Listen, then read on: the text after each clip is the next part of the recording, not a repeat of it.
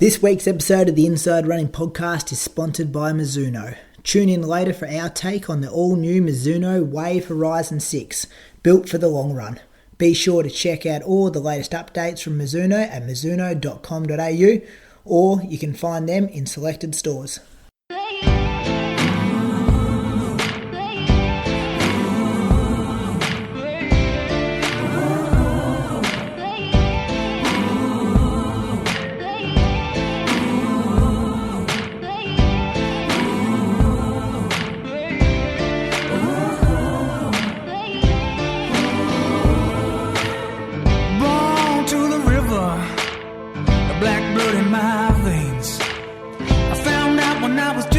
That your skin can bring you so much pain.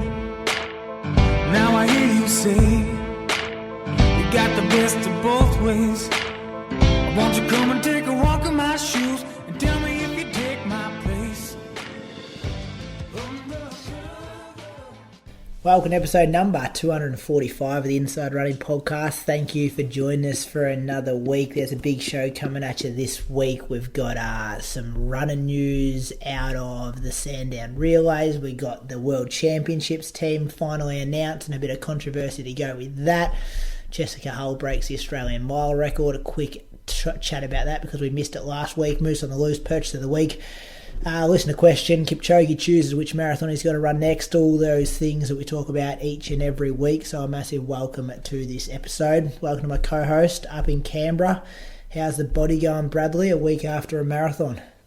Yeah, legs are good now. I don't have any DOMs, but I got sick on Saturday afternoon. So jogged for 35 minutes today, but combination of obviously legs still being a bit beat up from the marathon, also not running much last week, sort of my body just like seizes up, so bit of hip and back tightness, and then obviously the sickness as well. So it's the one downside of the marathon is, you know, you're jogging a couple of days before the race and you feel $1,000,000, super fit, and then you go and beat yourself up, and then you feel pretty rubbish for probably the next month. Other end of the spectrum. My other co-host in Anglesea this week, not on the Gold Coast. We're back on Skype. Julian Spence, how you going? Going good. Good to be home. Get back to the sunshine down here. Back to the sunshine. There wasn't much up at the Gold Coast. That Sunday Arvo, we did the live show, it was okay, but every other day it was pretty wet. Yeah. It was wet. Oh, well, you guys were up there longer than me, but I think I only saw the sun once on that Sunday Arvo, like you said. I think it was an error staying up as long as we did. It was just, I think our kids were just a bit too young to take advantage of the Gold Coast. We could have done pretty much everything we did up there within Canberra, or 30 minutes from home. So peak time for Gold Coast is 18 years old, not yet 19 years old. Coming out of high school for 2 weeks. That is what the Gold Coast is made for. After that, get the hell out of there. Yeah. Unless it's marathon weekend and go in and out. Well, I don't know. I'm not sure the Gold Coast Marathon is as great as we make it out to be. To be like a great festival, I'll pay that. But the course, the weather, places to perform. Yeah, I just we always talk up. Oh, it's a fast one in Australia, but not in my mind. Do you notice how many people got really sore legs late? And I know, yes, it's the marathon. You get sore legs at the end. But I reckon the camber on that road has something to answer for those sore legs, because a lot of the time it was one side only, and it was like a hip locking up, or it was a knee. And I've got my suspicions that course isn't the flattest, and going out on one side, back on the other side of the road means it's the same leg position, is always on the one camber, is always sitting lower. I reckon we can do better. Oh, yeah, I hadn't thought about that before. Yeah, heaps of people. It's not on a camber though, is it? It's a flat road. Mate, it definitely was. I remember sitting at the halfway point, and I was looking down the road, and I was going, my foot's sitting probably 6 inches lower on one side than the other. That's how steep the camber was at that point we were watching the race. And I honestly think it was like that, because we were running. We did the runs every day, and I spent a bit of time on the road there instead of the footpath because it was so busy, and it was cambered. Don't worry. Okay. Camber. I also think it's hard for Victorians coming out of our winter when you're running most mornings in 2-3 degrees, and then you get up there and although it's not hot, it's still 12, 14, 16, 18 by the time you're finishing. Like, that's a new shock to the system that the body hasn't had for a few months. And the humidity late, I reckon, affected a lot of people. I think a lot of people were tracking okay through half, which, as you should in a marathon. But I reckon from 30K onwards, people really struggled just as a result of the humidity. Outside of Liam Adams, which male has run a qualifier at the Gold Coast Marathon? Oh, no, Liam Adams didn't that year. Sorry. Just missed it, didn't he? Yeah, come across the line with his hands in his head kind of thing. Yeah, that's right. Go back. Croaks, you're an old man. You remember? Well, yeah, I don't know.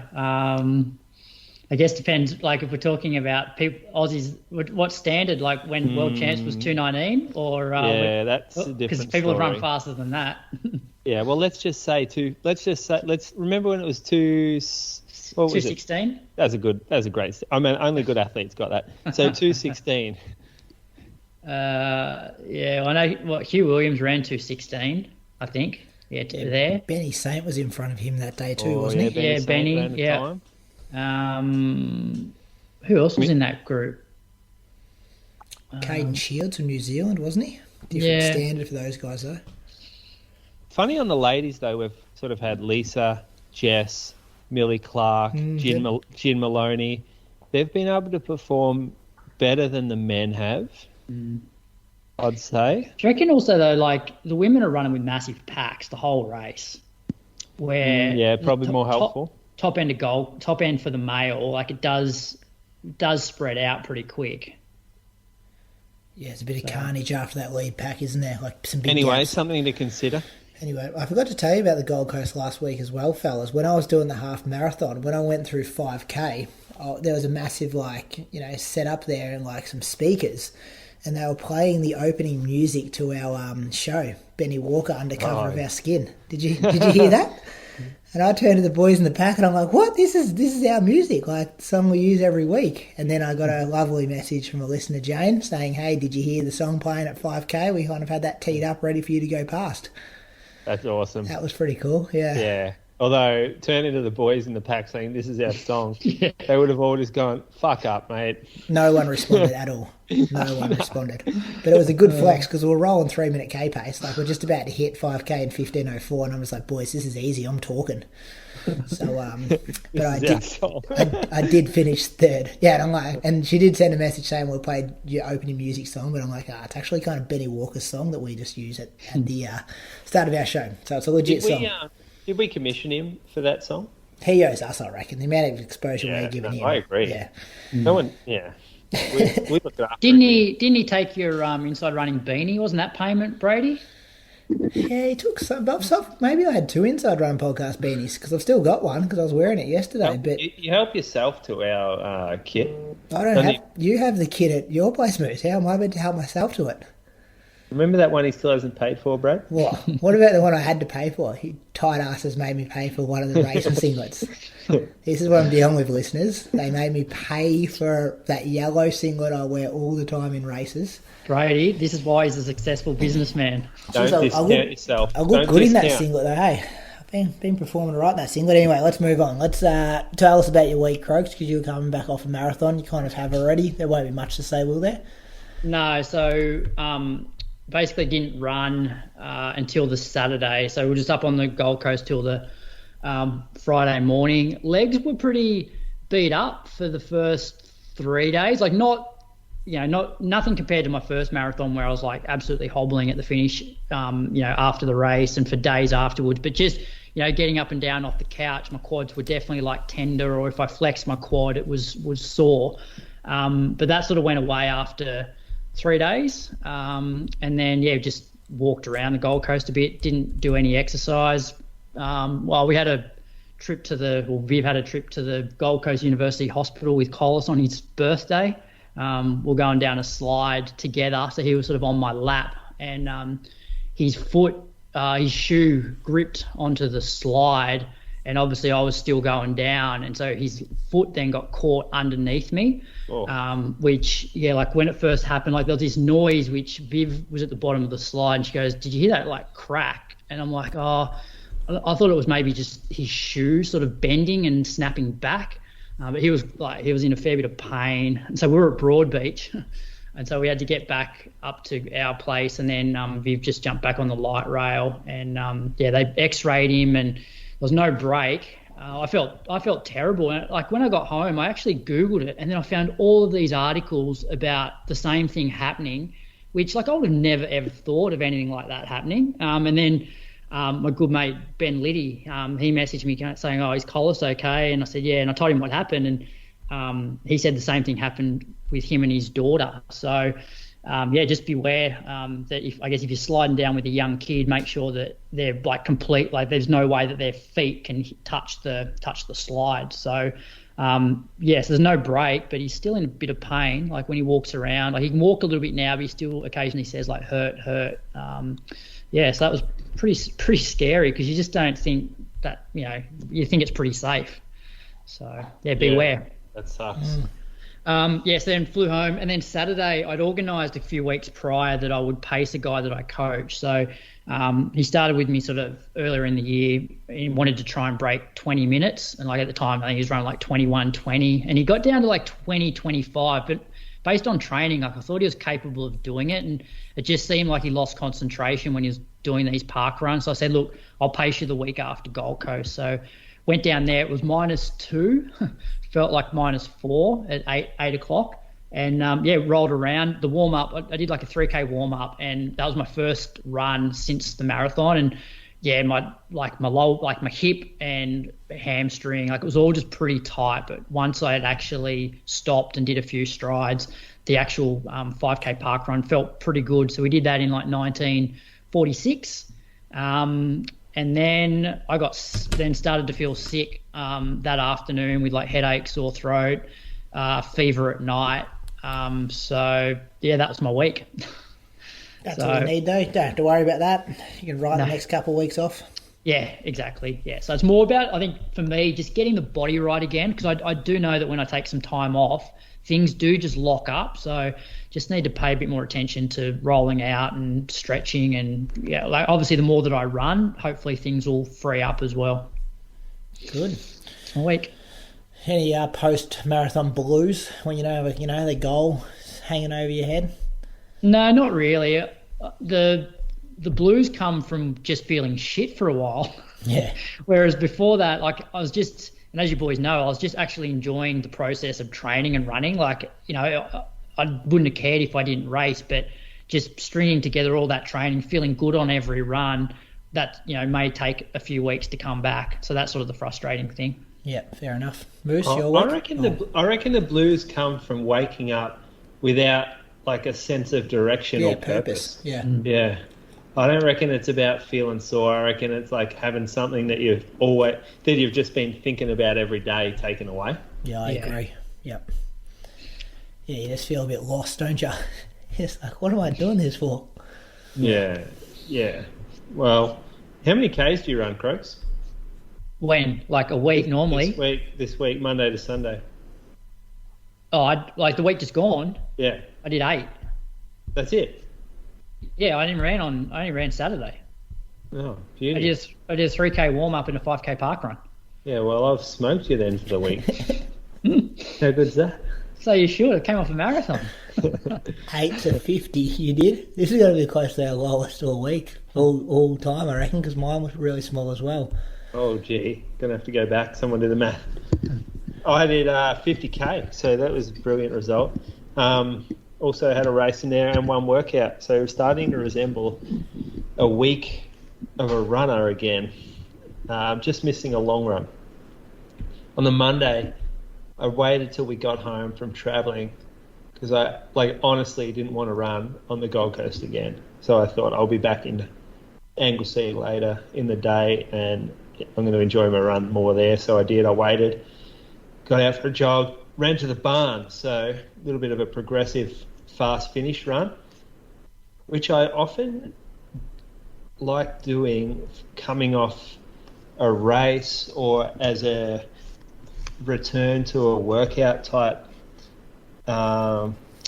like a return to workout session, a run to the barn is a good one because you can kind of let the body decide what it wants to do.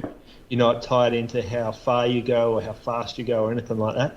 So I just went out for 8K or so, and after about 5K just started to run a bit faster. I timed it with the downhill, so I made that nice and easy. Like it just the trouble with this, what I worked out was my range was no good. So sorry, had to sneeze. Cut it out myself though, Brady. Jeez, that's nice. Efficient, hey? Turn the mic off. Yeah. So yeah, that was Monday. Got through 8K. Knee felt good actually, coming home a bit stronger. On Tuesday, just went out for 30 minutes in the morning before work, and actually did a 20 minutes on the spin bike after I got back, just to I guess do a little bit extra. So that was the next day, sorry. Just did a spin bike. I had a day off actually on the Wednesday, day off running. So I'd done a few consecutive days, so I think I went like Thursday, Friday, Saturday, Sunday, Monday. So I thought I'll have a day off, just play it a bit smart, or play it safe, not maybe smart. And then did a workout on the Thursday because I had to try to work out if I was going to put my hand up for the Div 1 team. I was borderline. It was a bit close, and it showed on the race day that our Div 1 team and like there's 3 guys going for 2 spots basically, and I needed to do a workout to see if I was feeling okay and perhaps I could take that spot. So I got out and I did 10 by 90 seconds with 30-second jog, and it was quite clear that I shouldn't be taking that spot from this workout. So I went to the Caravan Park and I ran, like there's a 1K loop. It's not hilly in any way. There is a little lump or bump there, but it's a fast place to run. And yeah, I struggled with the range of my stride because I haven't been doing drills or strides or like workouts. Getting up to pace was difficult, and I felt like I couldn't mechanically go very fast. So I was doing these 90-second reps and ended up actually feeling better towards the end of the rep when I had to stop and rest. At the start, I was thinking I might do these as a tempo, like as a threshold type effort, but I had a lot of trouble gauging how hard I was running because I'm so I've got no idea what my current fitness and paces should be or effort should be. So started out as wanting to be threshold, but in the end it turned into a decent effort on the 90 seconds. That's the reason that the rest was so short, because I actually planned it to be more like a threshold, but it turned into probably more like a VO2 max type workout where I should have had more rest. But anyway, got around the course in it was 20 minutes, 10 by 90 on, 30 off, so 341 average. Just didn't feel great doing it, and took myself out of the running for the Div 1 spot right there. Then jogged the next day and thought, geez, I'm going, like, it's a slow pace, right? Very slow pace. I sort of taught myself how to jog slowly throughout the last probably 2 months, 8 weeks, maybe 10 weeks of running. I can run 5-minute Ks, no problem. But my heart rate was getting heaps better on this, and I was going up a few little hills and I wasn't seeing the spike that I was getting. So I just thought, oh, maybe there's something happening here. Maybe I'm starting to see a bit of fitness. Jumped on the elliptical for 10 minutes on top of that just to get a little bit extra. And then went up to Sandown Relays. This is the second time that I've done it in this direction, in the clockwise direction. And I've done it the anti-clockwise a few times, I reckon, as well. It's definitely better going clockwise. You've done it, Brady, clockwise and anti-clockwise. Which do you prefer? I think it's faster the way that we did it, yeah. I don't know which one I prefer, but I think it always depends how windy it is there, because they're big straights, but we had a beautiful still day. Yeah. So they had a 10K there that used to go anti-clockwise as well. Yep. Do we know why they've changed the direction? Not sure, but it loses a bit of that history, doesn't it, where you can't compare times anymore? Like, it's not a huge difference in the hill, but it is different that you can't compare now. Can't be like for like if you go in the opposite direction. I actually think this was the first time that I'd done it 2 laps this direction, because one year I did Sandown Relays and they changed it to 1 lap that day because the weather was like windy and rainy. So yeah. I saw a post during the week.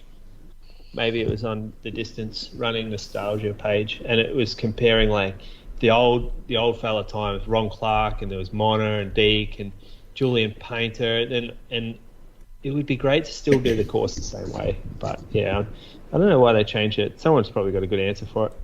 But yeah, Div 5 started like way back, and we were on wave starts. So Div 1, Div 2 and all that went off from the front line, and then 2 minutes later we went off. So I like, my job was to try to win Div 5 basically. So the little mini race that I had was with the Div 5 athletes. In the past, Knox has been strong in Div 5, relatively strong, and Mentone is our other competitor. So I had those 2 singlets in mind.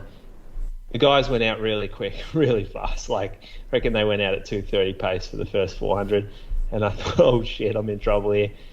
But I caught up to the Knox guy within a kilometre, and then went around him at 2 kilometres.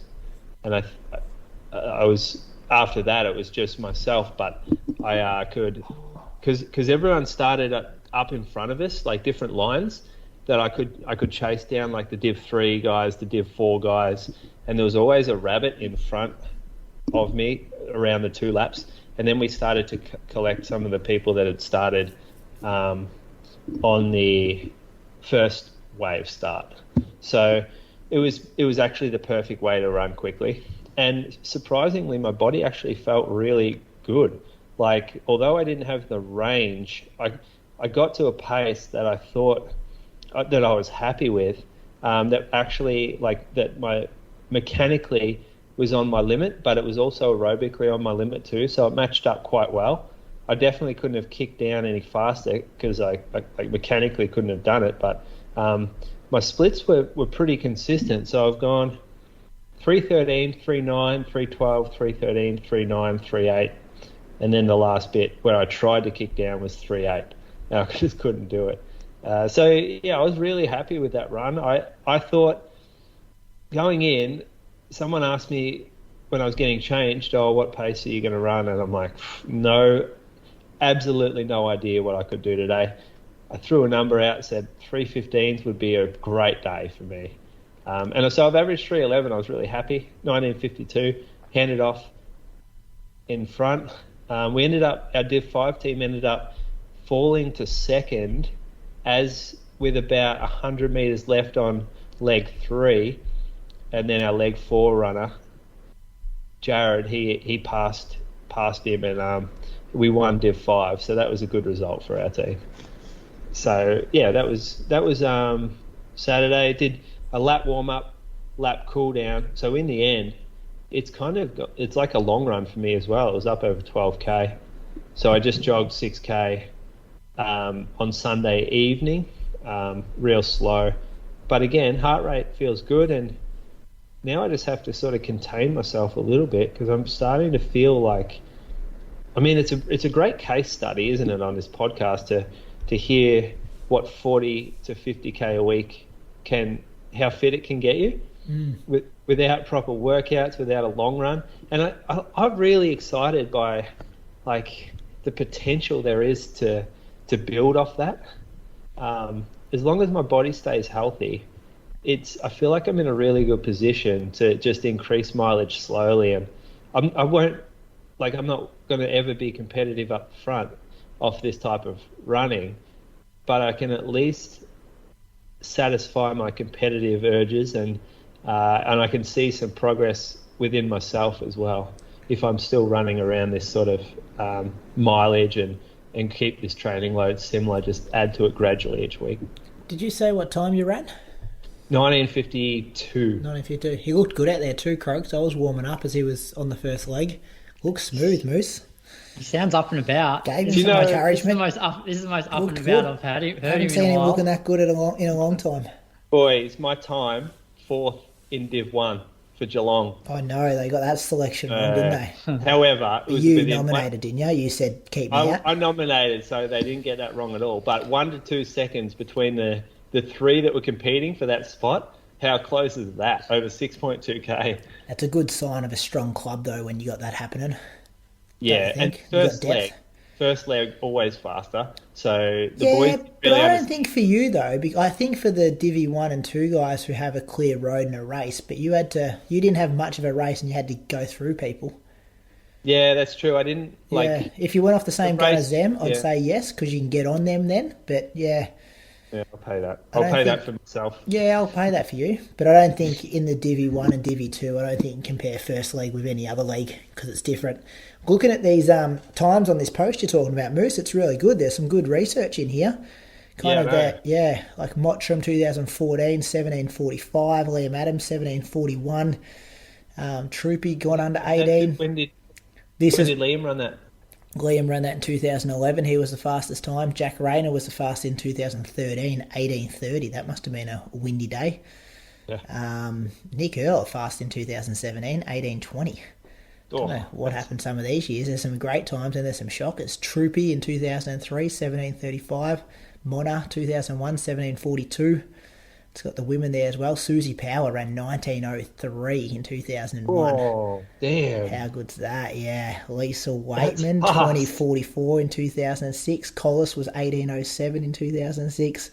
1903 Susie Powers run. Yeah. Incredible. 2001. She'd be a great interview. McGregor, that'd be Hayley McGregor, wouldn't it? 1959. Mm-hmm.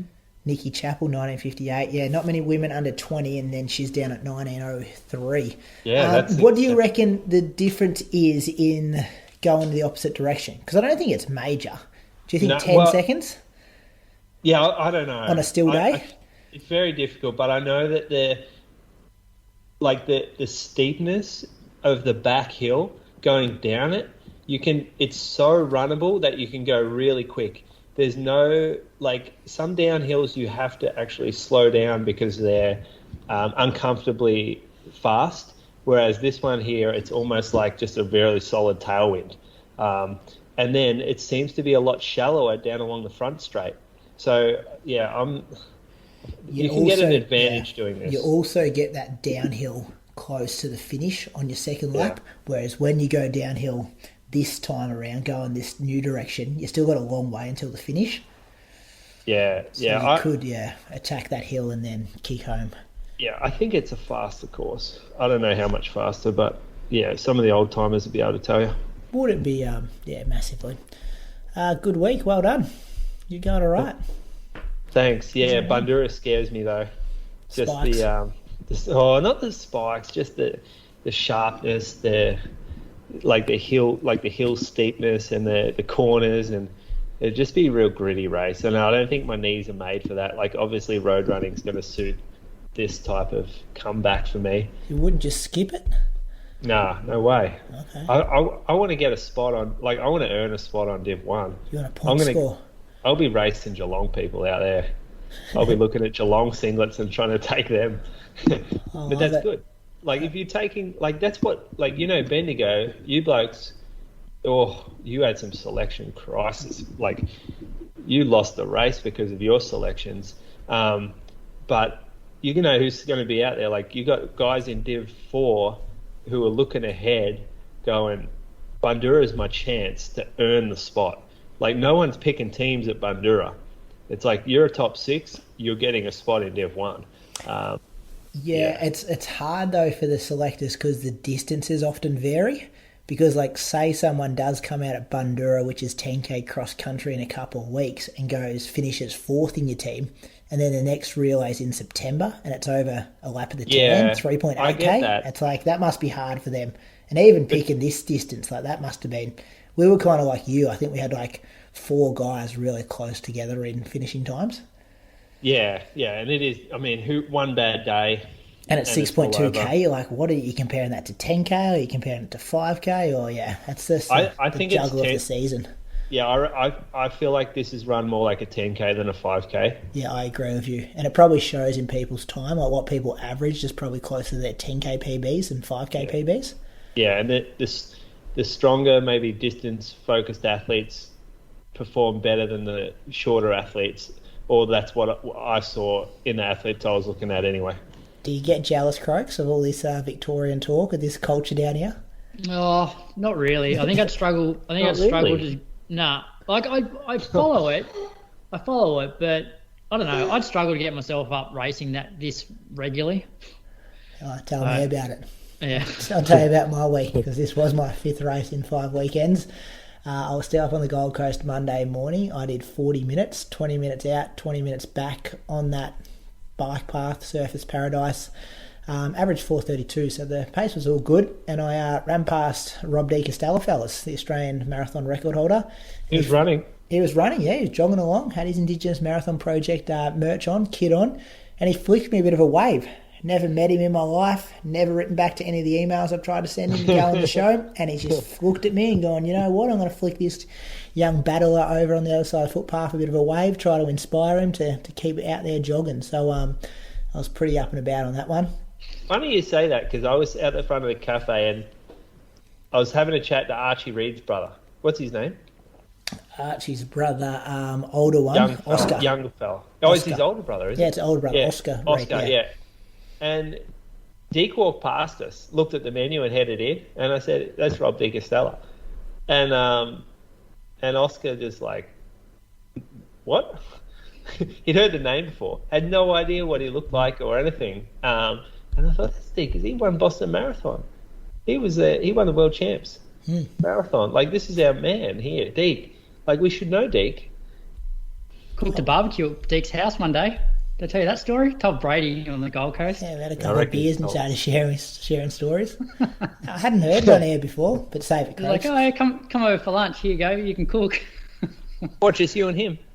Nah. So one of the a girl that I was dating at the time, she was part of the Indigenous Marathon Project, and so got the invite through her, because we just run the Stromlo cross country. It was a De Castella cross country race, and so he was out there. And then we went back to his place for lunch. Good story. And I was on the barbecue. What did you cook? Must have been, I don't know, steaks, sausages, nothing special. Probably a bit of ribeye steak, I reckon, with Deke. He'd have some good meat there. On the Tuesday, I went out the front of the hotel. It was hammering down rain, and then I thought, well, I'll take my I had my headphones and my little iPod-y thing that I run with. I said I'll take that back up to the hotel room. But then I noticed there was a gym, so I went into the gym instead, jumped on the treadmill. First 10 minutes was shocking, hated it, and then I quite got in a bit of a rhythm and quite enjoyed it. Ended up doing 50 minutes on the treadmill. The Coros, though, Croaks, the pace you start at, you put that in your watch. You can't change it as you're going. So even though I was incorrect, can you? Yeah, or you can, you just stop it. Like, you just pause it and then change it quickly. Yeah, so it might take you 5 seconds to do it. But the downside is that the Coros, it only goes up by like 0.5. So if you would have it on 11.5k an hour, and then you wanted to put it up to 11.7, there is no 11.7 in the watch. It's 12. Oh, gotcha. Yeah. Yeah, I set it at like, I don't know, 12k an hour or something like that. 12.5k an hour, I think it was, and then got on there and got quicker on the treadmill. But I didn't change in the watch settings. So the watch, it says 50 minutes at 4:48, but I think I'd probably average a bit quicker than that. On the Wednesday, I did an hour out to the Spit and back. I was still on the Gold Coast at this stage. Hammering rain the whole time, like absolutely drenched from 2 minutes in, and then just kind of had to wring my singlet out as we were kind of going. On the Thursday, the day we were coming home, I did an easy jog and I did 9 by 20-second strides. It was meant to be 8, but I miscounted, and I realised at the end I'd actually accidentally done 9. They felt alright, like my calves were a bit sore, but everything still felt pretty good. So this was like a real down week for me, going to just recover from the half marathon. I find half marathons bang me up a bit, And as I said, with this like higher racing schedule at the moment, I just have to get the races done and don't worry about too much training in between. Thursday we travelled home. That was a big day, kind of like 6 hours on the plane, car, buses, all those kind of things to get home. And then Friday was good to be home, and I just did an easy hour at 4:24s, and then jumped in the car again Saturday to drive down to the Sandown Relays. About 3 hours door to door for me for this one. I ran leg 4, which I don't know if I've ran that far down the order this season. I've had a couple, the last Relays I was first, and Gels Park I was second, so down in leg 4 for this one.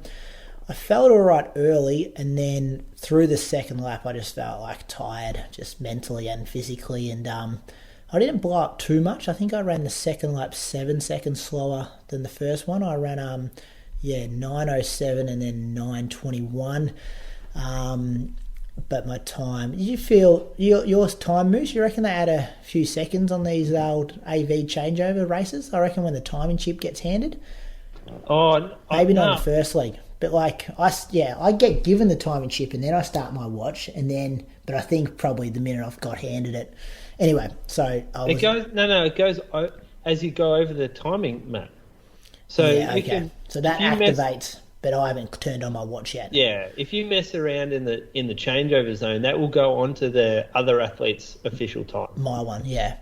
No, the other athlete, because your timing chip hasn't started. So if you're going around and passing on to the next guy and you fuck around in the zone, you drop it or whatever, that's on your time. Okay. Anyway, so it was a couple of seconds different than what they had me. I was 18:39. For the 6.2, which I think I've been 18:36 the opposite way. So, I thought maybe I could go a bit quicker than that, but I was just tired and, lost a bit of time in that second lap. Got us out to, I think we're about 2 minutes ahead at one stage before we got hunted down. We'll talk a bit more about that when we talk about the Sandown Relays later on. Then just like a super easy cool down. And then yesterday I just did 45 minutes.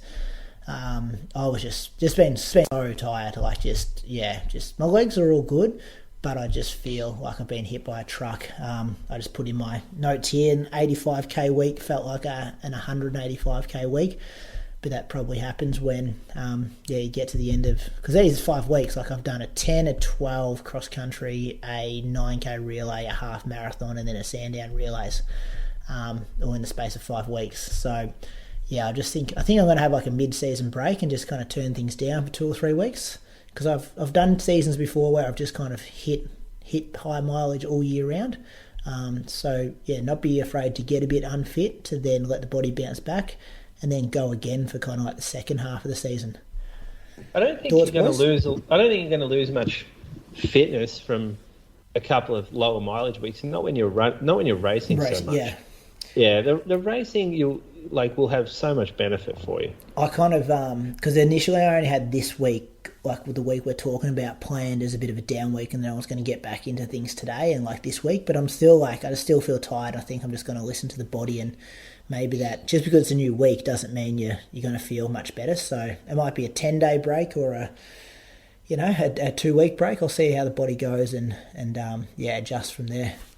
Yeah, because it's funny, you look at a spreadsheet and you see the Monday and you're like, oh, that's a nice clean day to start running more. That's what I was like when I got up this morning. I'm like, all right, 60 in the morning, 30 in the afternoon, let's get this mileage back up. And then my body's like, nah, not yet, mate, just go easy. So that was that, 85k for the week. So what were we? 85.5 plus 50. It's a low one. Anyway, that's what happens when you're running. So thanks some Patreon supporters, fellas. Yeah. All right. I'll kick it off. I've got Sally Miller this week. Sally lives in Hobart. She has some PBs here of 23.46, which was 5K at Launceston Parkrun, 50.22, the Launceston 10K in 2016, 2:02 at Cadbury Half Marathon in 2017, and maybe does a bit of half and full Ironman triathlons, and is also possibly a member of the Sandy Bay Harriers. So thanks for your support, Sally. On your Sally. Moose, who you got? I got Andrew Lego from Frankston in Victoria. So Andrew, I reckon he's been around the pro scene for a while. Brady, recognise the name? Well, I was looking at some photos of him today and saw a few pro photos, but I know him from AV stuff. Oh, yeah. No, I weirdly enough, I think I know him from the pros. I don't know why, but I do. Okay. Marathon, he's run 2:40 for the marathon. Half marathon, 1:12. 1:12. He could work on that marathon. We thinking that? Mm-hmm. Yeah. Yep. 10K, 33:03. 5K, 15:42. What's his best race out of those? Put that to you. Ooh. The 5? Half, maybe. Pretty. Don't know. Yeah, I reckon his half 10 and 5 are sort of all pretty even, but then he should be able to run faster over the marathon. Yeah. He's a member of the Mentone Mavericks, Divi 2 or /5 team, depending on who's in the squad that day. So what did he run on the weekend? Divi 5 or Divi 2? Oh, you're testing me here, Moose. Come on, mate. You're on his Strava today. Yeah, I was, but I put a whole lot of information in there for you, and now you're still going to ask me other stuff. Leave it with me. I'll tell you in a second. That's a good question. Did you race against him? He has a beard. No, he wasn't in my leg. And I can't remember seeing him in Div 5, sorry. 4 second place finishes in his Strava photo. Yeah. Good beard on him. I actually have seen him. I've seen him a lot. I don't know why, but I see him all the time on social media. Oh, you know what? He's doubled on the weekend. He's ran the relays on Saturday and he's ran 20 flat. And then he's gone and ran a 10K on the Sunday. He's come second again in this race at the Sri Chinmoy 10K, 33:54. Or the Princess Park one. What a weekend. Yeah, he's got a run Melbourne coming up. So that's got to be a Div 1 time for him, I reckon. 20 flat. Div 2, sorry. Div 2, Div 2. yeah. 16:10 through 5K, according to Michael Kernahan. Bits happening. Yep. All right. Thanks, Andrew, for your support. I'm going to do mine next week because I'm waiting for this person to request my follow on Strava. Better be someone over in Denmark. Give you a bit of a teaser there, boys. Running news. Croaks, kick things off. All right. The World Championships team has finally been announced, and we now were banging on for weeks going, the World Champs are in like 3 weeks' time, but we still haven't found out. So I believe that was because there was an appeal in place, and so they couldn't announce the team until that appeal had been sorted out, which we will talk about a little bit later. But the official team in the women's 800, we have Kat Bisset, Tess Kirsop-Cole and Claudia Hollingsworth. 1500, Georgia Griffith, Linden Hall, Jessica Hull. 5,000 metres, Nat Rule, Rose Davies, Jessica Hull. In the marathon, Sarah Klein. And in the steeplechase, Brielle Erbacher, Amy Cashin and Cara Feian-Ryan. Any comments there, boys, or go on to the men's? I was trying to think about this today, Croaks. How many people are there without qualifiers? Like, it was good to see Claudia Hollingsworth and Tess Kirsop-Cole. I think they were in on ranking points, and it's going to be a great experience for both of them being so young to run the World Championships. Yeah, I agree. And Sarah Klein as well. She had the time? She didn't have the time. Ranking points as well. Yeah. And Cara Feian-Ryan as well. Not sure if she had the time or not, but another young athlete on the rise. Some good. I think it's it's an exciting team. The Tess and Claudia in the 800. This is like great. I mean, Tess is Geelong girl, so been following her closely. And Claudia, we followed her through the milers, don't we? Like over the last couple of years, and yeah, she still just seems like a kid almost. So it must be exciting for her to be over at, what are they, in Seattle now at the training facility or at the training camp? Mottram coaches both of them too, doesn't he? Yeah. I think there's something going on around at maybe a new training group in Melbourne. Okay. Yeah. They're with On, aren't they? I think they're both On runners now. Yeah. Yeah, I'm sure something will come of that, whether something happens. Like they do in Boulder? I've just heard rumours about a new group in Melbourne starting, that's backed by On. However, I don't have any details on it, and I can't confirm it. Just rumours. Spread rumours, but we're not confirming anything. Anything you want to add there, Croaks? Just like the omission there, which we spoke about last week at the live show as to what they would do in the women's 1500. So Abby Caldwell, who won nationals, which I guess is our trial, and then got the standard after the trial. She was left off the 1500 metre team. But we'll chat about that maybe after we go through the men's team. Go through the men's 800. All right, so we've got Peter Bowl and Joseph Deng. 1500, Ollie Hoare, Stuart McSweyn and Matt Ramsden. 5,000, we have Kai Robinson, Matt Ramsden and Jack Rayner. Just Jack in the 10,000 metres, and Ed Trippas and Ben Buckingham in the steeplechase. Good to see, I guess, Kai and Ramsden in the 5K, not having the time. Ranking points. So World Champs is the ranking entry, whereas Com Games was discretion, wasn't it? Yeah. So it also just goes to show like how important, obviously running fast, but finding the right races to accrue enough points throughout the season to put yourself in a position to get selected. Yeah. Good to see Ramsden there off the back of not being at the Olympics last year. Yeah. All right. So Abby Caldwell, that's been all over social media like the last, week. So I don't know how we want to approach it, but I know I wrote down a few of the issues today. So I guess previous years, if you've won nationals and you've either had the standard prior to nationals or you've got the standard after nationals but before the end of the qualification period, you're basically an automatic selection, which is what Abby had done this year, but there was a change in the selection policy. It's been like that for years though, hasn't it? Yeah, it has. I cannot remember it not being like that. Yeah, it's been ages, and so. But we would have said on the show when she got the time, like she's a lock, congratulations, kind of thing. Yeah, I reckon. But looking into it deeper, one of the inconsistencies with the selection policy is that one page, which has the summary, says that you're basically automatic if you win the trial and have the standard within the qualification period. But then further down the document, it says you have to have the standard prior to nationals. So they sort of contradict each other.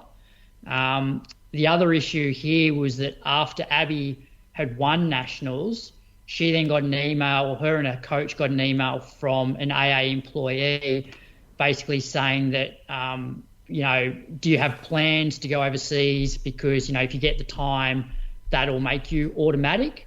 So I guess as far as Abby and her coach understood, it's like, well, we get the standard, we're locked in. So that's what they went and did. Abby then got the standard, then decided to actually come home as opposed to continue racing, because she thought she was automatic. Whereas if she was told after nationals that, no, you're not automatic even if you get the time, you basically need to run as fast as you possibly can, that may have actually changed the way that she approached her training and racing schedule. And that email was CC'd in with another Athletics Australia employee? Yeah. That's the way you read that? Yeah. Yeah. So are you thinking at that stage, those employees... That's not an employee. That's a head of high performance. Yeah, sorry, head of high performance. So are you thinking at that stage those employees haven't got their head around the document, and that's just an honest... They're like us. They're like, hey, every other year this is what's happened, so good luck going to get the time to submit your spot? Yeah, it's a good question whether it was an honest mistake, which you'd like to, they should know what the policy is. But yeah, I don't know whether but if you're that athlete, you're thinking, all right, well, all I have to do to book my ticket is run the time. You're basically going to go over to the US, run the time, and then come home and prepare, which is what she did. And then it was found out that the selection policy changed again in May to limit people's right to appeal. I don't know too much about that, but it seems like there's less avenues there to appeal the decision. But for me, like, there's a couple more issues. One is why has the policy changed? Because, like, as far as I'm concerned, somebody that has the standard last year then wins nationals. Why is it better to select that person than somebody that wins nationals and runs the standard closer to the major championship? Like, it makes no sense whatsoever. Like, because the person that runs a standard closer to the championships, it shows that they're in form. Also, it basically, what place does the national championships have now? Like, shouldn't we be trying to promote this championship and getting our best athletes there? Which this is not going to happen now if all you have to do is be the top 3 fastest. Yeah, and Glenn Johnson made a good point in his article that if she was to run the standard at nationals, well, it had to be prior to, and that wouldn't have counted either. Yeah. It makes no sense. You're right. The reason they've given here is I'm going to read it out from their terrible social media statement, but it was policy for the 2022 World Athletics Championship differed this year to give athletes the flexibility in deciding to aim for up to 3 international teams, understanding that it is not always beneficial to compete at multiple champs within 1 year. Now, that doesn't explain why it would be more beneficial to have the person run the standard before the championships, in my mind. Like, it doesn't... it just... Yeah. Doesn't make sense to me. The only time I've seen this backfire for an athlete is they win. So for an athlete that doesn't have the standard before the trials or nationals, is they win nationals and then they absolutely fry themselves between nationals and the end of the qualification period to try and hit the time. Yeah. And they might hit the time right at the end of the period. And yes, they're on the team, but they're completely cooked because they've raced so much. That's the only downside to that, selecting somebody like that. So Abby goes to the States, gets the time, comes home. Yep, because she thinks that she's automatic. But then I think what happened is when it got closer to the end of the qualification period, her and a coach were tipped off by somebody at AA saying that, hey, that although you've got the standard and you won trials, you're probably not going to be automatic anymore, which means that it's very hard for an Aussie just to jump on a plane and go and find a race, especially then she may have completely changed her training to go back into like a bit more of a base phase. So she's not probably sharp enough to race again. So it's basically impacted her whole race schedule. But then her coach's statement as well, he said after hearing that, he then called 2 AA high-performance employees that work in the same event space, and they both told me categorically that Abby was selected automatically. Yeah, so you get tipped off by one, but then you get told by others that, no, it's all good. Yeah.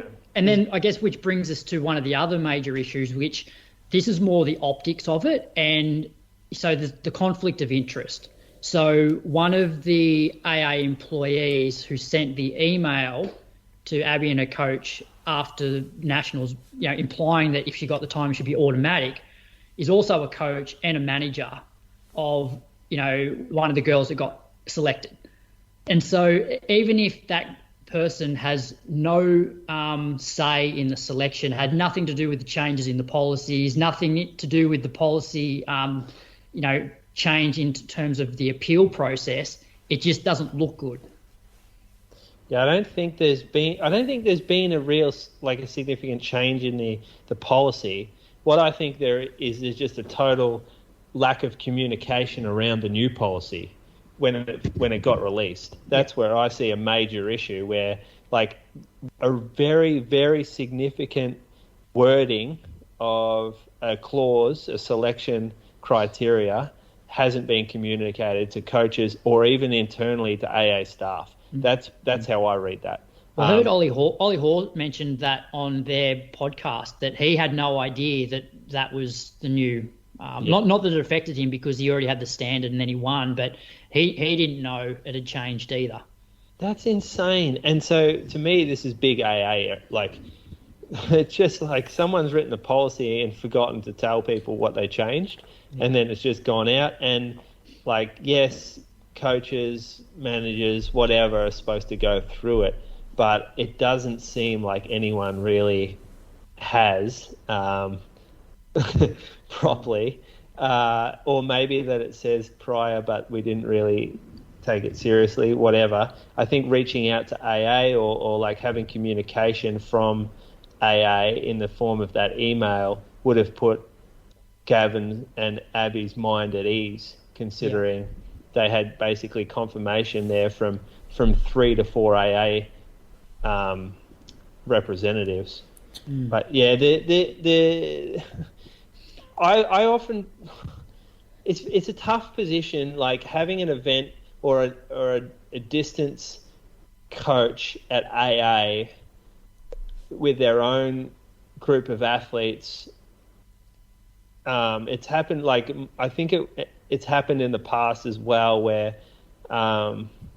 we've seen them use that to their advantage for their own athletes, and it's a conflict of interest. I don't think anyone could argue against that.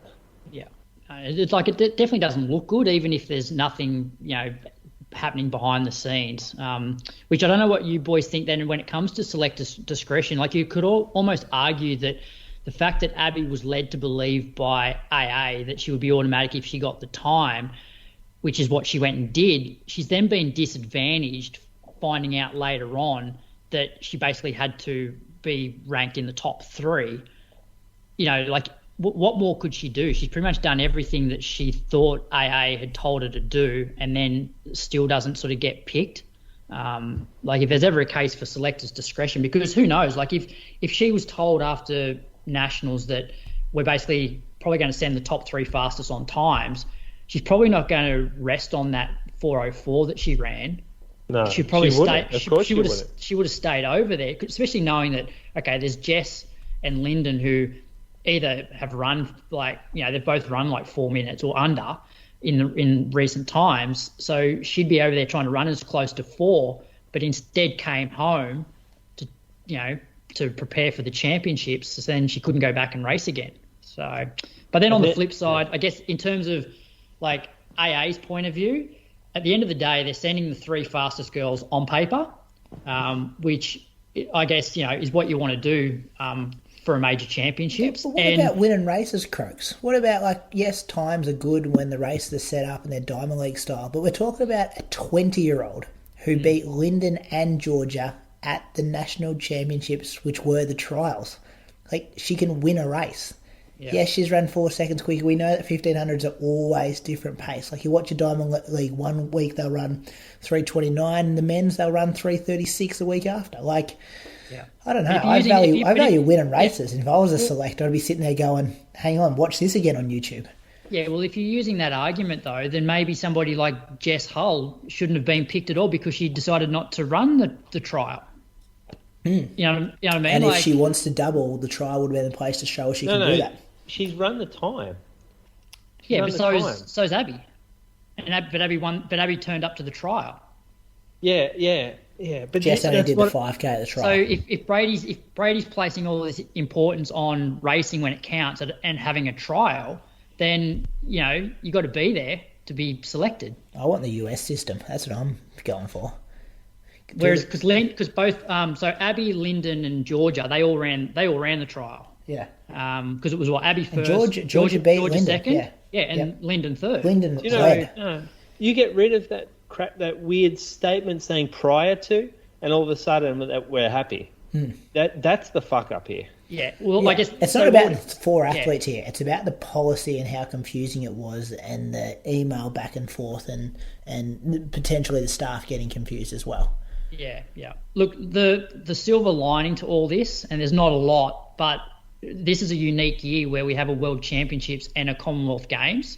So normally it's either just World Championships, Commonwealth Games, or an Olympics. There's not 2 championships per year, and so if Abby had been left off the World Championships team and that was it for the year, like, it would be worse. But she still gets to run at the Commonwealth Games, which is the silver lining. So why they pick her for the Com Games team if she's not our best 3? If you look at Gavin's post, he says I could say more about how AA scrambled to fix this with Band-Aids, and maybe some of you are smart enough to figure this out. I mean, I'm reading that as they put her in the com games and says, "Oh, here you go, have this spot." And announce a team first. We'll put Georgia into the 8. Yeah, that's how I'm seeing that I'm reading that as the Band-Aid solution, but hey, that's we did ask him to come on the show as well, and he politely declined, but happy to in the future, maybe after the Commonwealth Games. It's also a unique situation where I think down the track the policies might have to change even a little bit more because as a country now we are getting so competitive. Like this never used to really be an issue. Like it was very rare that you'd have, we'd be stoked normally if we had one or two. Yeah, the three picked the three fastest in history. Yeah, like if we had one or two people qualify for a distance event at like a world championships, like without the quota system, like we're doing pretty well. Whereas now you look at most events, we're doing pretty well. So look, I don't think we could ever bring in the US system. But yeah, definitely. Why not? Why couldn't we? For the track. I get the marathon. We're not going to do a marathon and first 3 across the line, but why couldn't you for the track? Well, I reckon they'd have to change the time that they run the trials, though, because I think just sometimes it's too. You look at the US. US pretty much have their trial, and this is the disadvantage of being in the Southern Hemisphere. Our seasons don't match up. Couldn't you do it in Brisbane or something this time of the year? Yeah, you could. And I remember when I was working at Swimming Australia, that was one of the things that they were bringing in just as I was leaving was to try and. Because they got, same thing. Australian swimming championships were always like, start of the year, but the major championships are middle of the year. So they would have a nationals and then they'd have like the actual trials closer to the major championship. Mm.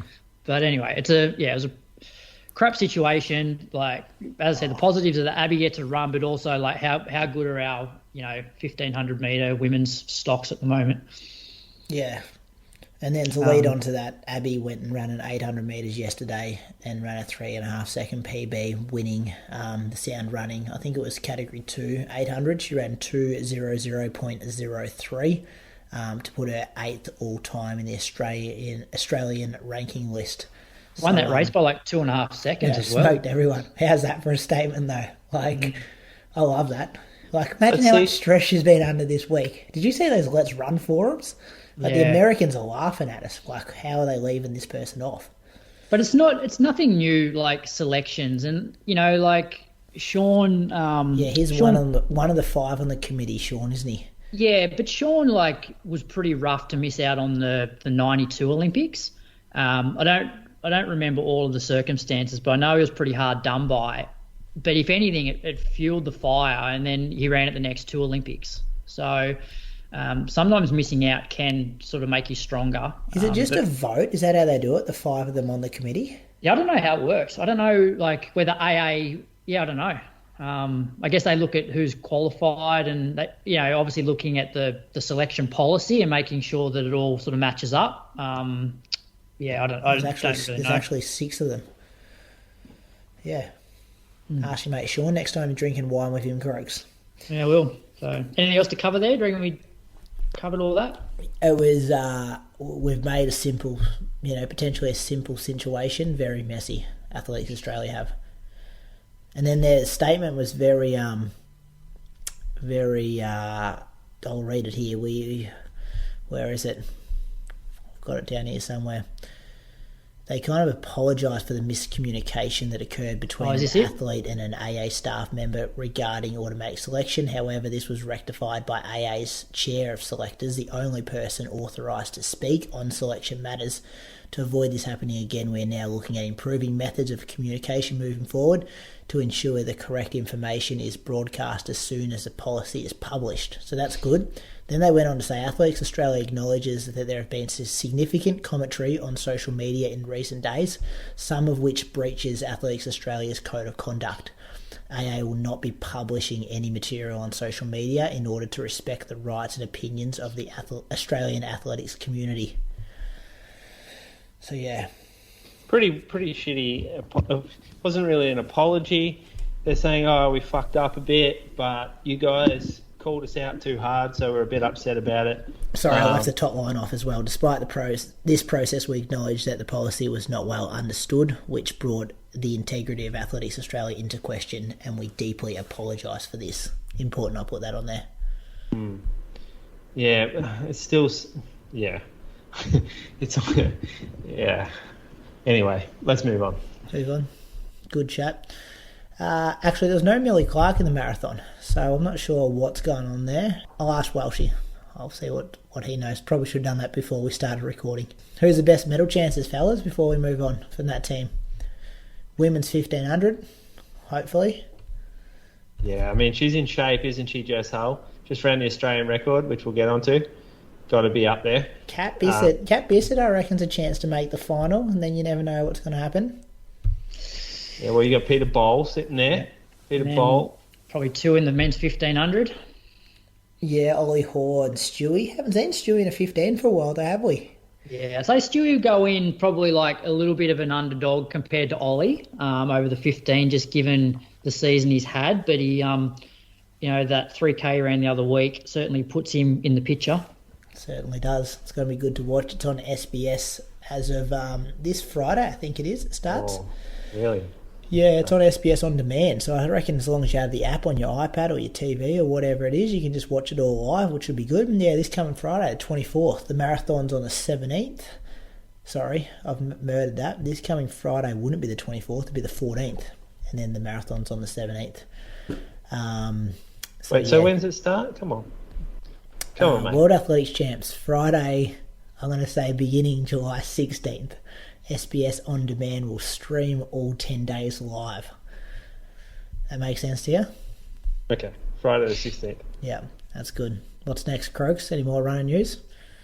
Kipchoge's going to Berlin. Did you see this? Yes. On our group chat, you weren't real happy about this, were you? I wasn't happy at all. I'm sick of seeing him going to Berlin. It's just the same old stuff. Go to New York. Go to Boston. Run some hills, man. He'll have his positive pacemakers till 30k and then he'll unleash. That's just a script he follows, doesn't it? Like, no one can keep up with him for 30k because the pace is so hot, and then he'll kick it home. He might run the world record, which would be exciting. I wouldn't be complaining then because at least that's something. But yeah, I would have liked to see him in New York. Do you reckon it's just a money thing? They can't afford him, or what happens here, Moose? You're a big time marathon man. Well, we remember we caught up with Dave Monty that time.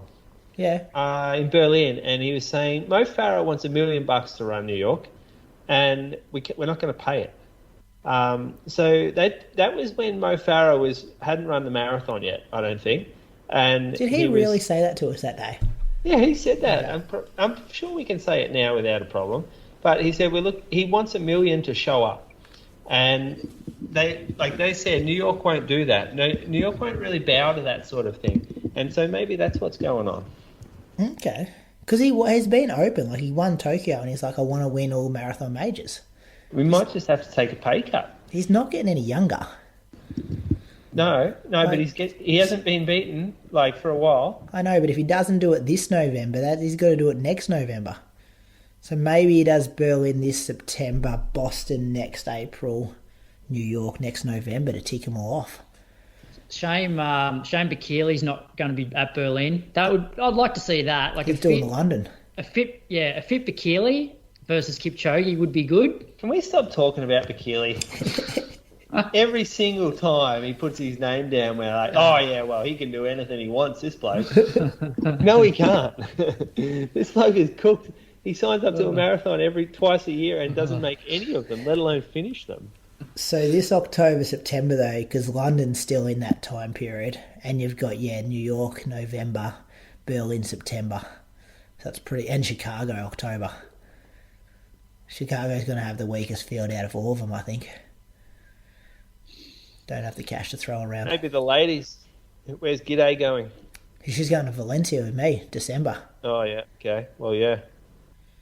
So, Valencia's a player now, isn't it? I think so. Yeah. Yep. AV Relays moves. Glenn Huntley got the win in the women's. Yeah. Still unbeaten 5 from 5 from the Glenn Huntley ladies. 150-105. South Melbourne second. 155-51.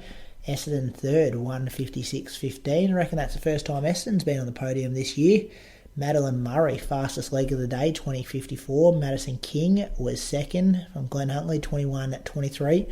Gabrielle Vincent from South Melbourne was third, 21.44.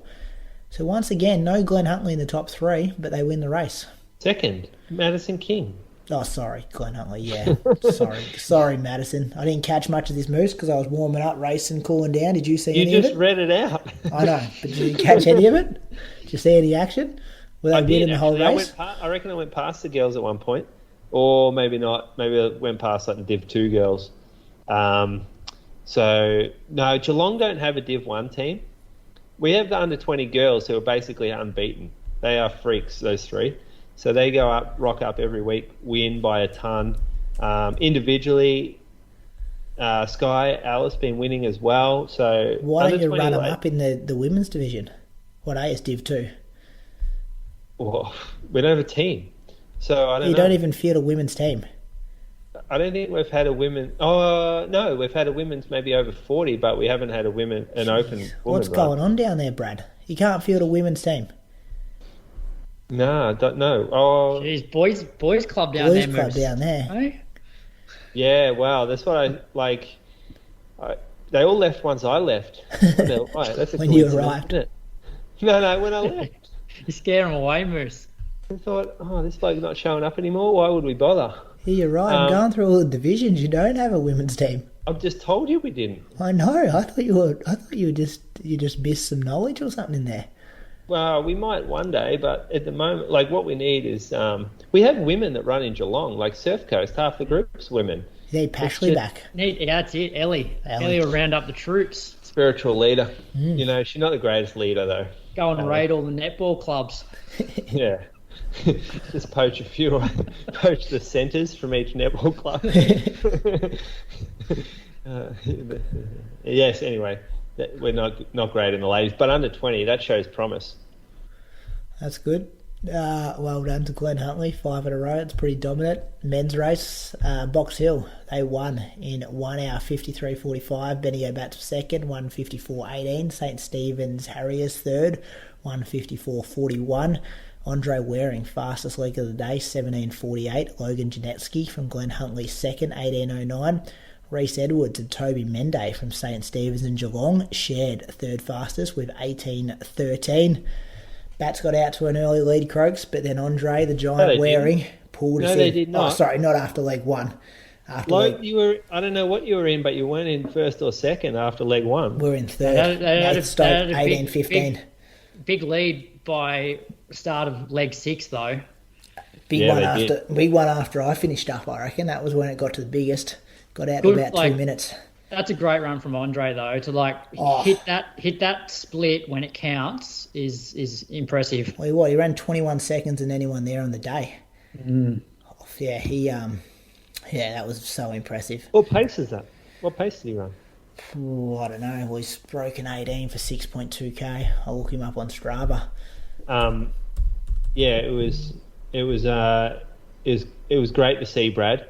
Box Hill come home strong. There was only one bloke happier than me to see that happen, and his name's Jamie Cook, and he ran in Division 4 for Bendigo after getting shafted from the Div 1 team, and boy was he up and about. Yeah, first and second 250k pace from Andre. Didn't you have two guys in your Div 4 team run faster than two of the guys in your Div 1, Brady? Yeah, we spoke about this before, didn't we, Croaks? Like, it's hard to get the teams right. The selectors have a big job. I'm not a selector. I'm just going to put that out there. People were hitting me up. I'm just like, hey, I'm not a selector. I'm just a fringe athlete trying to go as best I can for the Bats. But I'm sure they'll bring it up on Bat Chat this week, how they pull the teams and stuff like that. But, yeah. I heard Buchanan's on the first plane home. We were very happy with second, considering our outs. No, you weren't. And the guys you had a massive lead going into the last leg. You weren't happy to get beaten. Moose, you got to remember, this is a young team in their first year of Premier Division. Like, we thought, a lot of people were talking that we wouldn't survive our first year. We'll get relegated first up. So to think a bad result is a silver medal at Sandown Relays, we're over the moon with a performance like that. Could have been a gold. If you just respected some of your other teammates a little bit more. Not me. I don't no comments about selections, but Yeah. Do you know what I found out? What I will say is night? I have a lot of faith in our selection committee, and I think it's a good clubman. It builds a good culture if you respect the selectors, and that's what we want to do at the Bendigo Bats, have a really strong culture like that, which brings success. One of the Bats actually alerted me that there is the potential to transfer clubs mid-season. Moose just stirs shit down their croaks. Like, you just be like, this is a guy running in Div 5, like, just trying to stir shit amongst all the Premier Division teams. So anyone out there who feels disrespected by the rest of their team, undervalued, 223 man, got shafted down to Div 5. That's still up by 12 croaks on the ladder. Yeah, but that's it. What do you got? 5 rounds to go. Yeah. So you could basically finish second every round and you'd still win. Box Hill win every round from here on in, and we finish second. We still win. Yeah. Let's get Box Hill going, Croaks. I reckon we can get some guys signing up this week. I'll pay a few memberships. I don't know. Like, I've got a soft spot for the Bats. I did run for them once, and it's good to. I don't know. It's good to see the culture that they've built there. We're just weathering the storm until the big dogs get back. They were getting a little bit ahead of themselves though with some of the Instagram posts. Oh, mate, the four fingers going up. That's created like. Did you see what that kid ran on the weekend? Real Nick Kyrgios style stuff. Did you see what he ran? Harrison Boyd, the 4-finger boy. Didn't see. He came out 17-year-old kid. He ran 18:55. 5K PB. They'll talk about it on Bat Chat. Let's not get into details now. Wasn't there a 17-year-old that won the first leg? 18, I think. Logan Chinesky. Yeah, Logan. He ran 29:15 at Lonnie with me that day. Yeah, bloody hell. He's run, what, 18:09? He's the real deal, yeah. That was a good run. He won, no, he didn't win that Zatopek 3K. He was in that pack, though. Yeah. Anyway, let's get on the shoe review, fellas. Thanks to Mizuno. No, we missed. What did we miss?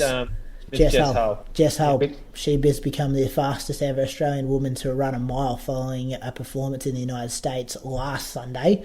25-year-old clocked a time of 4:19.8, topping the existing outdoor record held by Australian Linden Hall, which was 4:21.3. She did that in 2021.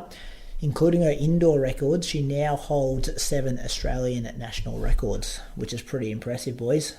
She's going to own those record books shortly. She already does. Good sign going into World Champs and Com Games. They set it up. Her training partners set it up for her, didn't they? Let her through. I think they had a lap or something more each.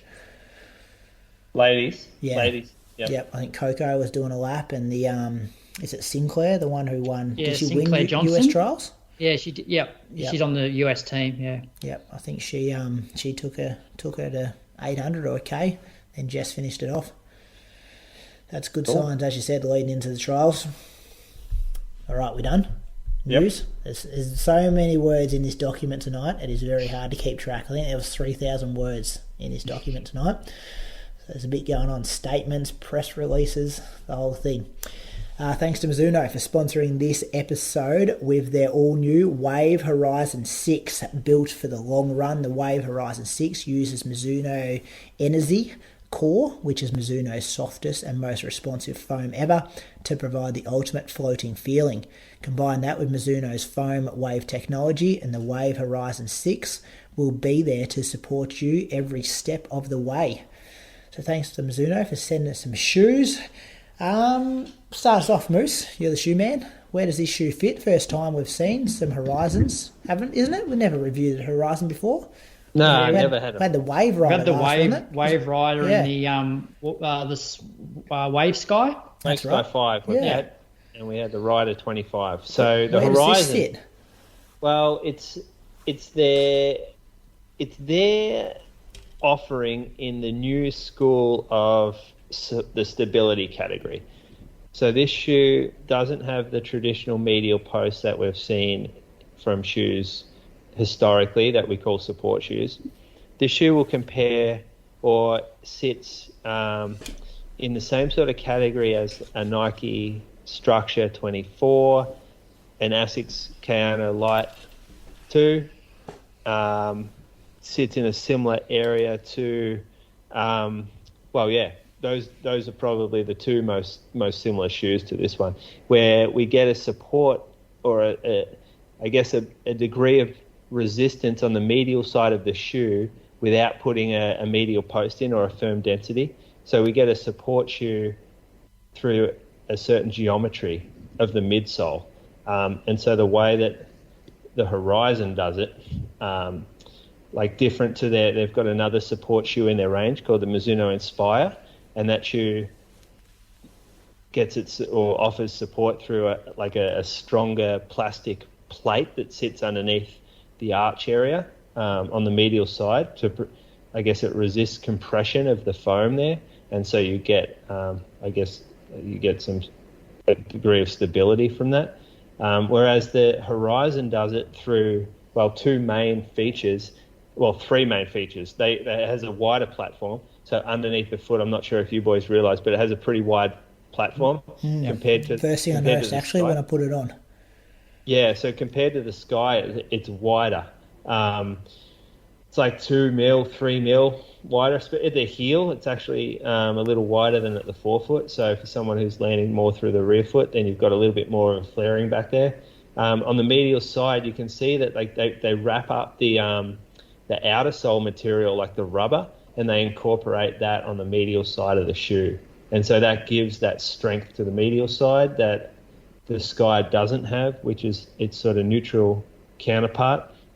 And the third thing is that the wave, they call it like a foam wave now. They used to be plastic. They used to call it a wave plate, but now it's now it's a foam wave shape through the shoe. On the medial side, it's shaped differently, and it uses the euphorics, which is, a firmer foam. And then on the lateral side, it's more of the energy core, which is the red stuff that in the Sky, if you turn it over and you push through the red section, you can see a little opening where it exposes it. It's a super soft foam. Stat-wise, it's a pretty ridiculous stat, to be honest, but the energy return in Mizuno Energy Core, which is sort of the mid layer of foam here, or the drop-in foam, is it's like 293%, which is ridiculous. Softer than the Energy. Oh no, sorry, versus Euphorics, which is another foam they got, and 56% more energy return. So we like numbers, don't we? Especially when they're giving it to us on a platter. But let's get rid of the jargon, because I hate jargon. I like shoes to be described in terms of realistic feels. So this shoe here is designed to be for someone who needs a little bit extra support but still wants to be in a soft platform. So historically, support shoes have always been hard, extra dense, stiff type feeling shoes. This one here is designed a little bit with the run, someone who wants to feel a little poppier but still have a little bit of integrity on the medial side. So it's an 8 mil drop versus a lot of other Mizuno shoes at 12 mil. So the 8 mil drop sort of might encourage someone to, land a little bit further forward on their foot. Won't feel as clunky through the rear foot. Even though it is a bit broader, it won't feel like you're as elevated through the rear foot. It's still a relatively heavy shoe, but that's what you get. This isn't a racing shoe. It's not a tempo shoe. It's a shoe to put on, feel safe in, go longer in. 320 grams, which is on the higher side, but a lot of that would be outer sole. And outer sole is what touches the ground, so it's sort of bucking the trend of small amounts of rubber which wear out quickly. This thing here has got a good outsole on. It's going to last you a long time.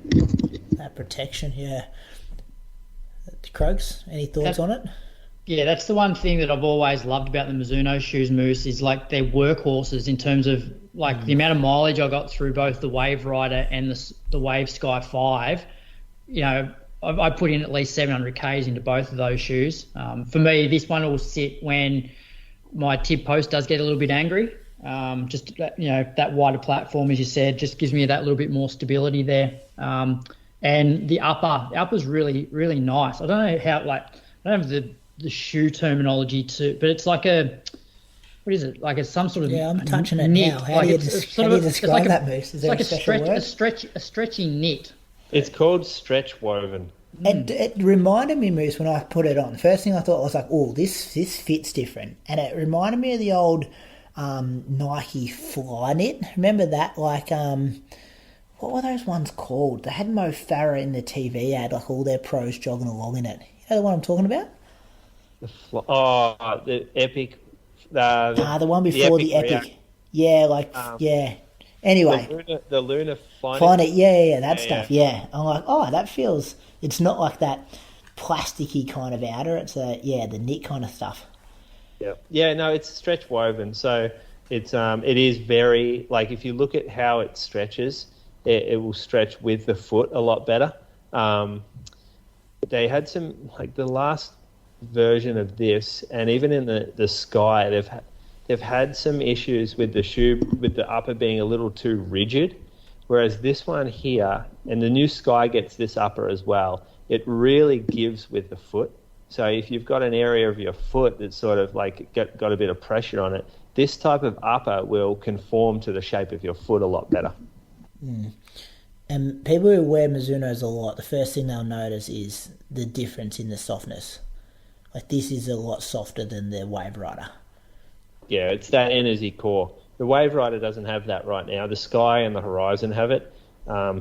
They polarise their shoes well, so this is like a softer shoe for sure. But I wouldn't put it in the same category as like a Nike Invincible softness. No, the whole midsole is not made out of the soft stuff. So it's like there's a carrier foam here. Like, what surrounds it, that energy, that other foam that they have is the carrier foam, and this is like a drop in that sits sort of in the middle of the shoe, and that's the energy core, and that's the real soft stuff. And if they made the whole shoe out of that, it just wouldn't be stable enough. So they have to use higher density foams around it to give the shoe integrity. Gotcha. Beautiful. Thanks to Mizuno for sending us some shoes. Good work, Moose, with all those stats there. I don't know how we do their shoe reviews about him, Croaks. I felt, Moose, did you have anything in front of you then, or was it just straight off the top of your head? We just got this shoe in store. So what's it retail for, Moose? What's it retail? Yeah. $260. Oh, yeah. I was giving you a compliment, Moose. It was really impressive. Like, it was, He tries to go, yeah. It didn't sound like you were reading off anything, but it was just like, man, this guy knows his stuff. Does he have any notes in front of him? We got to be able to go out to a customer and reel this shit off, and not like reel it off as if we memorized it. But if someone goes, "Oh, how much is this weigh?" It weighs 320, or Does that matter for a training shoe like this? People shouldn't be getting caught up with that, should they? The only bloke it matters to is Tom DeCanto. He's the only bloke who cares about weight in training shoes. It's how they feel on your foot. That's the important thing. So a lot of the time now, if someone asks which one's the lightest shoe, and they've got two shoes in front of them, I'll say, yeah, I don't know. Like, I don't actually want to tell them. I want them to put the shoes on, go for a run, tell me which one feels lighter, because that's the only relevant factor there. Gotcha. Good work. That's why you're on the show, skills like that. Listen to question. This is for you too, Moose. Just do that top one, Croaks. Do the top one, yeah. Yeah, all right. Run out of time. This comes in from Ben. Why do these companies do ads that don't make sense and use people that don't run for their ads? That shoe is not going to be used for jumping off stairs and running upstairs and rail turning sharp around industrial estates. Yeah, Moose. Good. When you see shoes advertised. Yeah, no, this is a massive pet peeve of mine. I hate seeing ads with just obvious models that don't run, trying to run in them.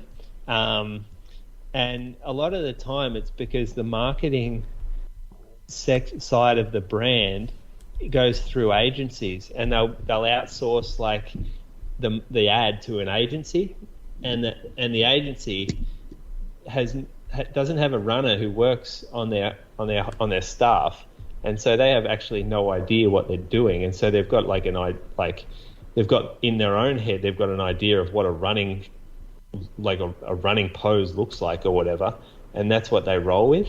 Whereas there's absolutely no sort of influence from a runner on the on the photo or the scene. But then, Moose, aren't there like people, like there's obviously then a massive disconnect, because surely there's people that work for, say, Mizuno, like some of them would be runners, and then they obviously, give the agency the money to do the ad, but like Mizuno then, like the runners that work at Mizuno, isn't there somebody there that say, hey, that's like a really poor representation of our shoe? Yeah, so actually Chris Grundy, he's a patron of ours, I think, and he works for Mizuno in the marketing section. So I'm not like I don't even know whether Mizuno use marketing, but I know some of the brands do. Use agencies. Oh, and also I should say I'm not saying that Mizuno are the ones that do this, but I'm just using an example of like any shoe company that, surely they'd be disappointed. I can tell you right now, yeah, like you see the ads for them in magazines, like Runner's World, the classic. Like how many times have you flicked through a magazine and gone, that's a ridiculous photo? Yeah. And now I don't know. 90% of that magazine is like that. Yeah, but imagine if you're the guy working at the shoe company making these, like really passionate about making shoes for runners, and then you open up the magazine and you see what the marketing company has, the agency have done for you. You would be astounded at the disconnect and lack of communication between A, the product team, B, the sales team, and C, the marketing team. They all have their own briefs, and I've seen some absolute total disconnects where the product team's made a product that's designed to go in a certain category. The sales team have butchered it, sold it to the wrong category, and the marketing team have no idea what this shoe is, so they go off and do whatever they want to do. It's crazy, especially the bigger the company, the worse it gets. But this is a great opportunity to give kudos out to some brands. So I don't know whether you've noticed recently, but New Balance are using a lot of their own athletes, especially domestic athletes, in their marketing campaigns. Because that's a payday and a potential payday for them too, isn't it? Yeah, I'm not sure exactly. I remember Kyle Merber, because he was with New Balance, wasn't he? He was Hocker. Was he New Balance before that? Anyway, doesn't matter who he was with, but he was kind of saying that whoever he was with, he got the opportunity to do the promos for the shoes, and he got paid like $14,000 or something. And he's like, that would have been $14,000 going towards a model and leaving our sport. Whereas this is another way to help the athletes who usually don't get huge contracts unless they're the very best in the world as it is. That makes sense, but I'm not sure as to the domestic stuff here as to how accurate that is. But the if you have a look at Nike now, Jakob, we shared it on our running company Geelong page. Jakob Ingebrigtsen advertising the new Nike Invincible. I thought that was really cool because it helps build the profile of the sport to use those ads too. But the best ad I've ever seen was an ASICS ad, and it had Cam Levins. I think he had just signed with ASICS at the time. Oh, it wasn't Cam Levins. Diego Estrada. He'd signed with ASICS out of college, and he basically talked about why he loved this shoe, and it was the most honest shit I've ever heard in my life. He didn't try to market it. He didn't beat around the bush. He said, I really like this shoe, the ASICS Gel Nimbus, because it's got heaps of cushion, and I run a lot, and I'm running on concrete, and in the afternoons I just want a really soft shoe to go running in. And I'm like, that is gold. Do you know how well talking about my own experience in shoes in the store goes, in terms of giving people confidence that the shoe is going to do what they want it to? Yep. I'm like, this is perfect. ASICS have never made an ad as good as that one. I'm sure we'll find it on YouTube or something if you Googled Diego Estrada ASICS ad. But that was the best ad I've ever seen, and it used one of their athletes talking about his own experience. It's a way to do it. Good work. Good answer to that question. Got you a bit worked up, which is good. Can it keep you worked up now for Moose on the Loose? Got something? Purchase of the week? Yeah. I've got a new hobby coming up, and I'm not sure. I'm going to wait until it happens first, but I've been preparing for it. So Is it going to cost you money? Yeah, it's already cost me money. Sounds like you're going to get heckled. No, maybe. But you sound like you're a bit embarrassed to admit what it is. I'm not embarrassed. I just can't commit to it right now because there's a chance that it won't happen. In the time frame I'm saying it will. Just tell us what it is. We don't need to drag this on. Lawn bowls. Better for your knees. I've got a puppy on the way. Oh yeah. And it's a so I've actually had it. I've been on a wait list.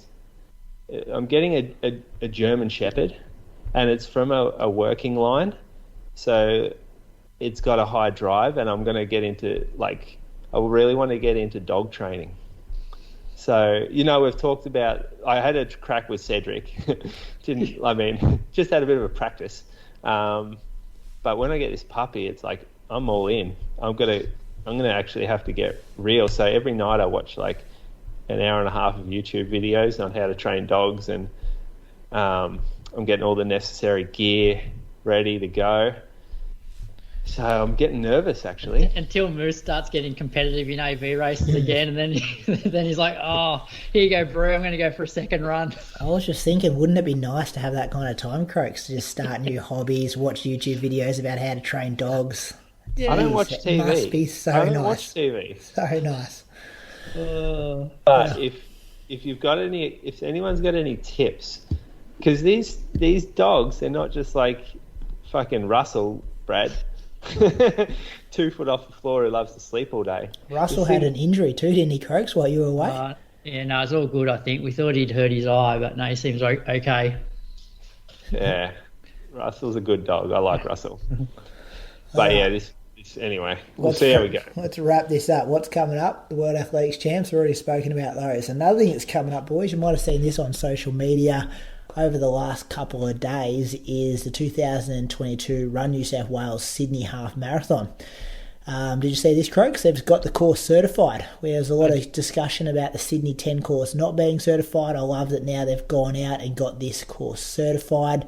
It's going to be a certified half marathon in Sydney at Sydney Olympic Park there. Also a 7K fun run and a family 2K fun run.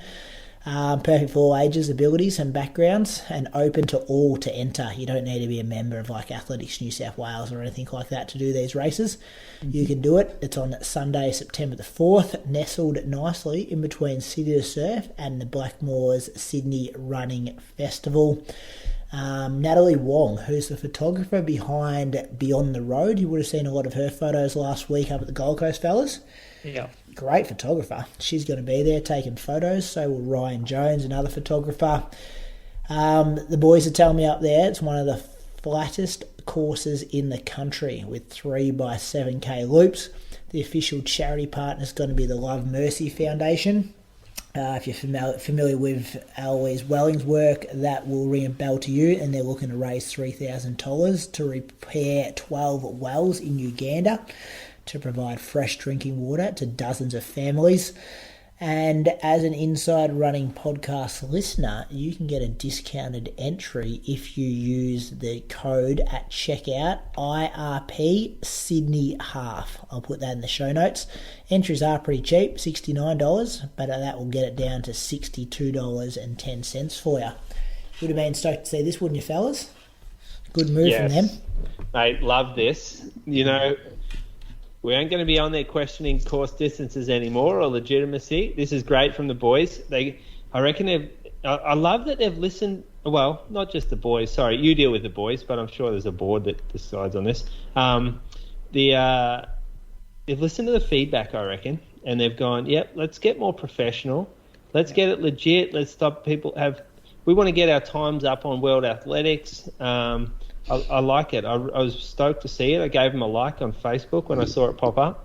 So it's the one thing that I've always been impressed with, like in recent times with Athletics New South Wales, is that you feel like, James and the team up there do take on runners' feedback, and they're there for the runners. They actually just want the runners to have the best experience possible. And obviously this helps by having certified courses, and they're always open to suggestions on how things can improve. And I think James wanted to make mention that people that run that put on events, getting courses certified is actually not that expensive in the scheme of things. So maybe reach out. So the man in Australia is Dave Cundy. He's the man that's behind a lot of the course certification. Yeah, they're looking to get it done for Sydney 10 next year as well, so that'd be good. Yep. I think this puts Athletics Victoria on notice too, Moose, that they should do the same for the Burnley half marathon and the Albert Park 10K that we run down here. Yeah. I mean, it would be ideal, considering that you've got a lot of runners who care about their PBs and care about getting their race recognised. I mean, it does add to the cost, obviously, but like James has said, you do this once. How long's Burnley been going for? Like years and years. In Albert Park, you do this once, don't have to do it again. And so you're sweet. It's an investment in the race, and it adds legitimacy. Yep. A few high-profile names already committed. Ed Goddard, Aidan Hobbs, Jordan Guzman, Marnie Ponton, Rosie Webber. So, all abilities, same day. What was that date again? Tell it again, Croaks. 4th of September. Just when the weather's turning good, footy finals are just kicking off. That would be a good time for a half marathon, I reckon. Anyway, boys, we're done. What are you doing other than watching the World Champs in between now and next week? Not much from me. I'm still on school holidays, so just trying to get better. Oh, yeah, you rest up. Moose, what are you doing? No, this is a normal week for me. Normal week. Plenty of YouTube videos on dogs. I'm thinking about signing up to an online trainer. Online dog trainer. Yeah. You laugh at that, but I actually am. They do those, do they? Yeah, apparently. We're all involved in the running online coaching space, but you reckon there's dog to PB out there as well? I listen. I listen to dog podcasts. You don't, do you? Absolutely do. Canine Conversations. That's one of. And yes, you are going to get heckled with this. I'll learn something about this bloke every week, Croaks. Every week. You just watch. What's Bree's reaction been? Does she have any say? No, she was unhappy about her lack of input into this. Not happy. But hey, I need a hobby. All right, boys. We'll do it all again next week. Thanks for listening, legends out there. Thanks for giving us an hour and 45 minutes of your attention. See you, boys. See you guys. See ya. This week's episode of the Inside Running Podcast was sponsored by Mizuno. Be sure to check out their all-new long-run shoe from Mizuno, the Wave Horizon 6, at mizuno.com.au, or you can find them in selected stores.